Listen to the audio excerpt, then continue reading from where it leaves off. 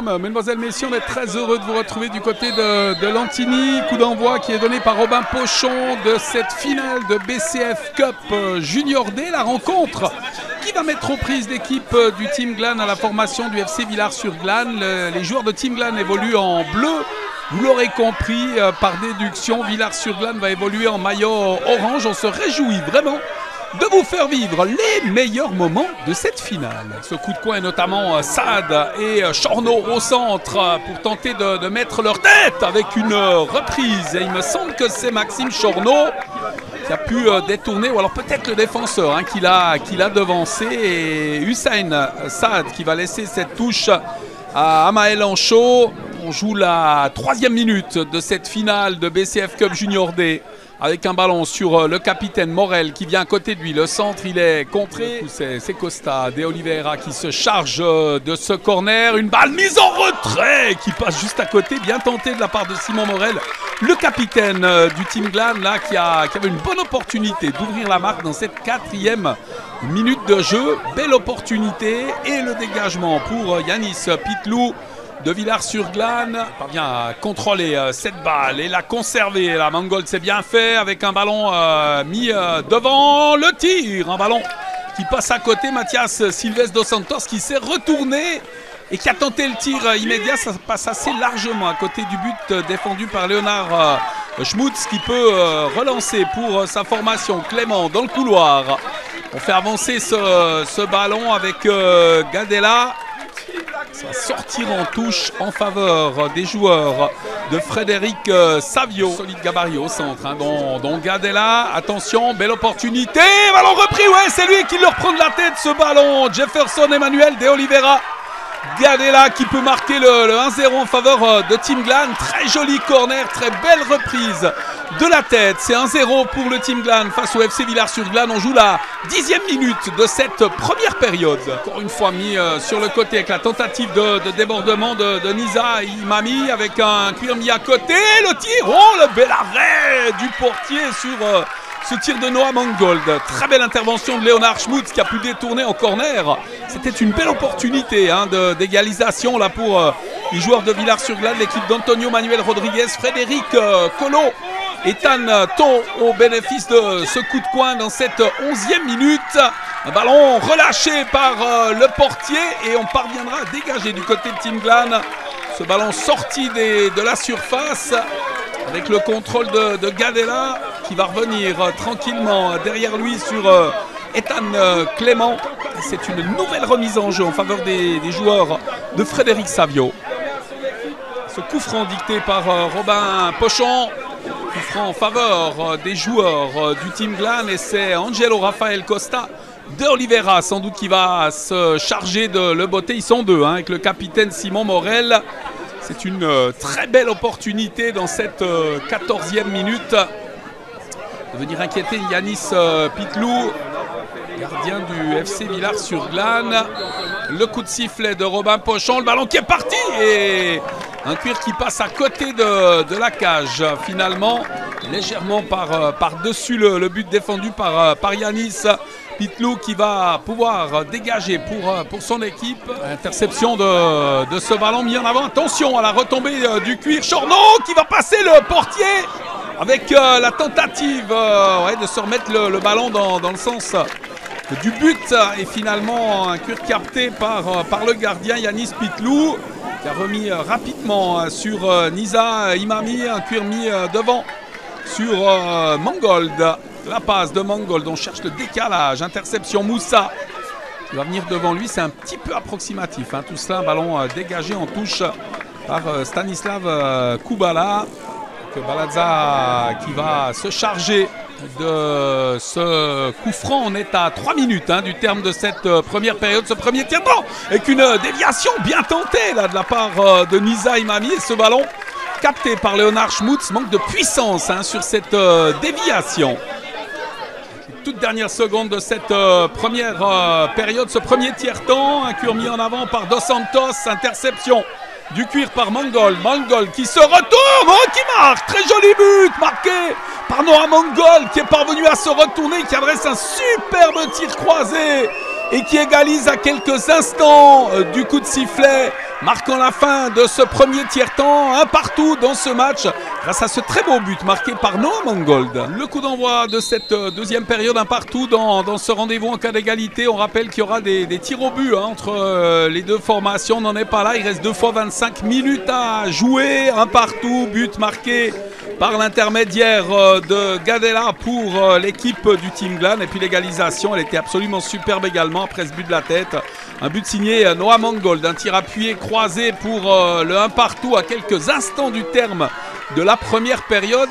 Une rencontre totalement indécise. Casse, le contrôle de ce ballon par Casse qui va venir sur le côté gauche. Là, c'est bien joué avec ce débordement. Le centre contré avec une reprise de Casse et un tir qui va passer par-dessus.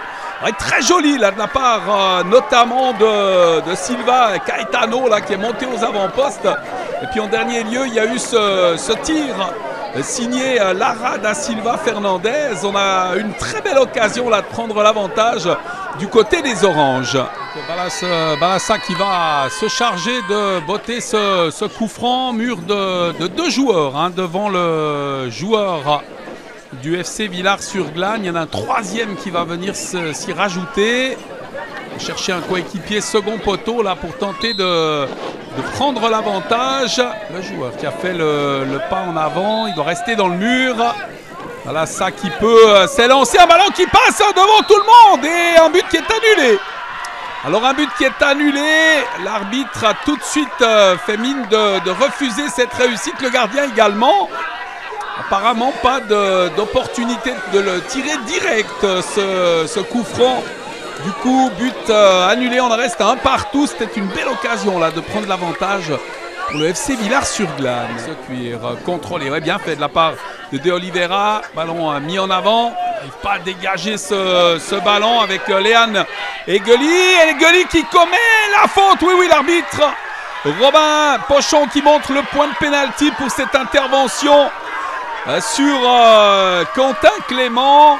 En estimant effectivement avec son geste qu'il y a eu bousculade, il n'a pas hésité une seule seconde, le directeur de jeu, pour montrer le point de pénalty. Occasion de reprendre l'avantage là pour l'équipe du Team Glan. Et c'est Angelo Rafael Costa de Oliveira qui va se charger de ce tir au but, donner l'occasion à son équipe de reprendre l'avantage. Ce duel entre De Oliveira et le portier Yanis Pitlou.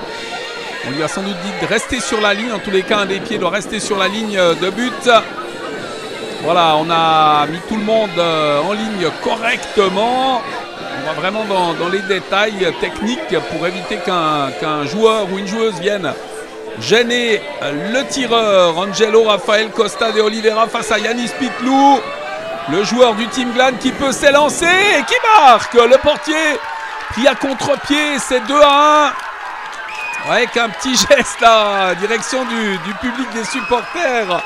L'équipe du Team Glan reprend l'avantage dans cette rencontre pour le plus grand plaisir des supporters. On joue la 10e minute de cette seconde période.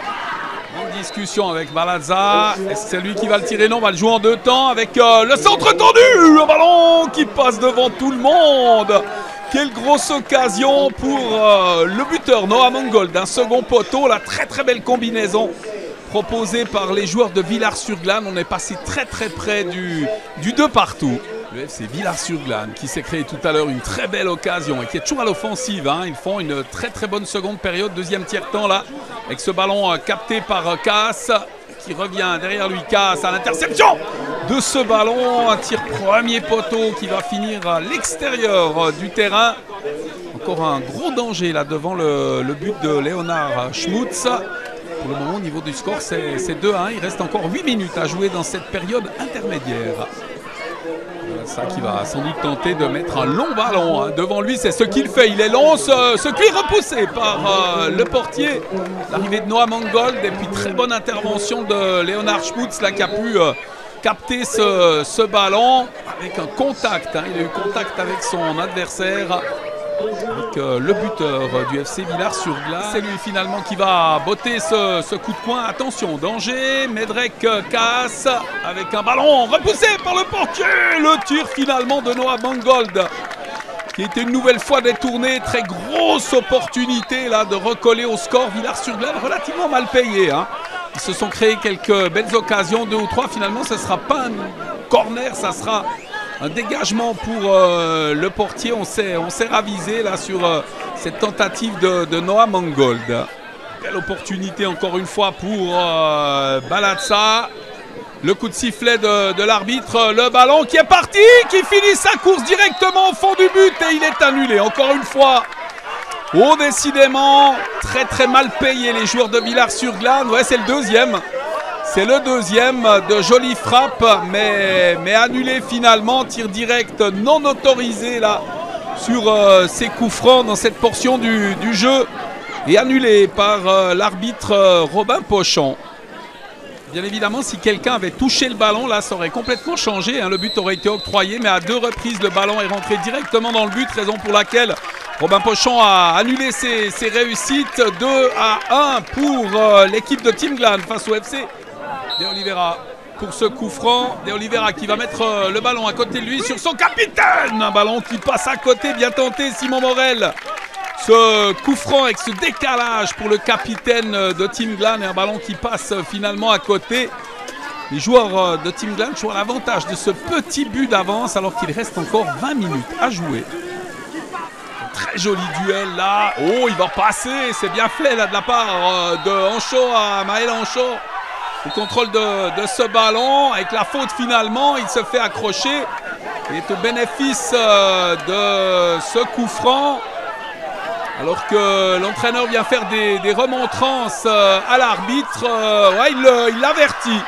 Alors clairement, logiquement averti l'entraîneur là qui est venu réclamer. Et il ne sait absolument pas d'effet Robin Pochon au contrôle de ce ballon. Il tente de le mettre devant Gadela. Attention à la récupération maintenant. Avec une opportunité pour Mangold. Mangold qui va contrôler dans les essais. Oh, c'est bien joué. Avec une intervention in extremis. Alors de la part du capitaine Simon Morel qui est venu sauver son équipe d'une égalisation probable. Alors que c'est bien le ballon qu'il est venu frapper et pas le joueur. Il ne me semble pas réclamer un penalty sur cette action. Mais quelle belle opportunité d'égalisation encore une fois pour Villars-sur-Glâne avec ce pivot de Noah Mangold. Et le corner à suivre pour Balatza qui va s'en charger pour sa formation. Ils sont deux, hein. Simon Morel et Amael Anchaud. Ça sera Morel finalement. Oh, avec une reprise. Elle est manquée finalement de Jefferson Emmanuel De Oliveira Gadela qui s'est fait un tout petit peu mal en tentant de reprendre ce ballon de manière acrobatique. Traîne encore un petit peu la jambe là, mais c'était bien tenté avec un très très joli ballon adressé au numéro 4 au second poteau. Avec cette relance, c'est une possibilité peut-être pour les joueurs de Villars-sur-Glâne avec ce service de casse mis devant lui. Mangold, Noah Mangold qui peut accélérer le tir, c'est sauvé du pied par le portier.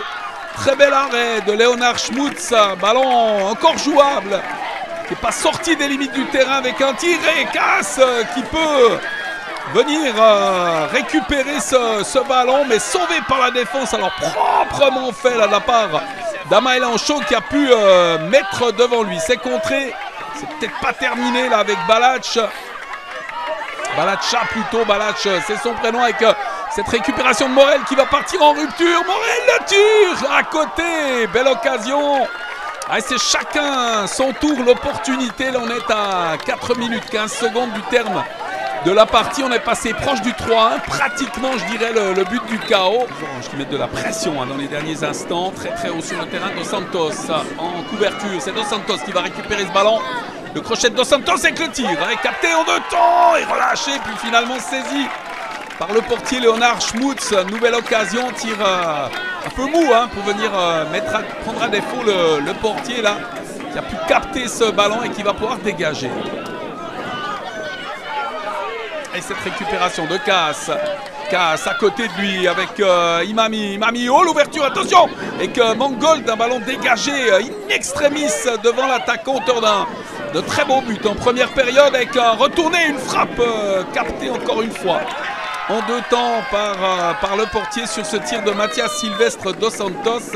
Léonard Schmutz, un sans faute. C'est la dernière qui sonne, dernière opportunité pour avoir droit au tir au but avec un ballon bien parti qui passe finalement par-dessus le but de Léonard Schmutz. On va sans doute en rester là. Cet avantage, l'arbitre Robin Pochon a regardé son chronomètre et ne devrait plus tarder à siffler la fin de ce match.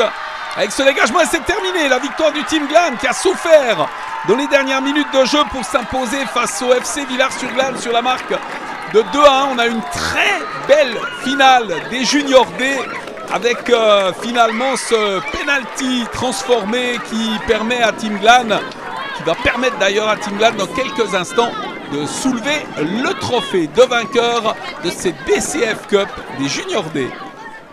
Alors, je suis avec Robin Pochon, l'arbitre du match. Alors, vous avez effectué un super match. Il va le tenir, hein, ce match. C'était pas si facile. Non, c'était pas si facile. Les coachs étaient là, surtout les supporters aussi, ils donnaient de la voix. Et ma foi, fallait rester dans la bulle et puis faire face et puis rester dans le match, quoi. Il y a des situations pas toujours évidentes à arbitrer. Comment est-ce que vous avez réussi à trouver le bon compromis à chaque fois? Alors moi, mon coach, il me dit il faut toujours prendre la première décision et toujours la bonne. Donc pour le penalty, j'ai pris la première décision qui m'est venue. Pour moi, c'était penalty, donc j'ai pris penalty. Et voilà. Oui, on vous a vu aussi expliquer parfois aux joueurs pourquoi il y avait faute, pourquoi il n'y avait pas faute. J'aime bien la pédagogie. Moi, quand je joue au foot, j'aime bien quand on m'explique les règles. Du coup, j'essaye de faire de même. Et puis, c'est un plaisir à arbitrer quand c'est comme ça. Est-ce que vous vous projetez peut-être plus tard en tant qu'arbitre professionnel? L'objectif, c'est d'aller plus haut. Deuxième Ligue Inter, ça serait incroyable. Et puis encore plus haut, ce serait super.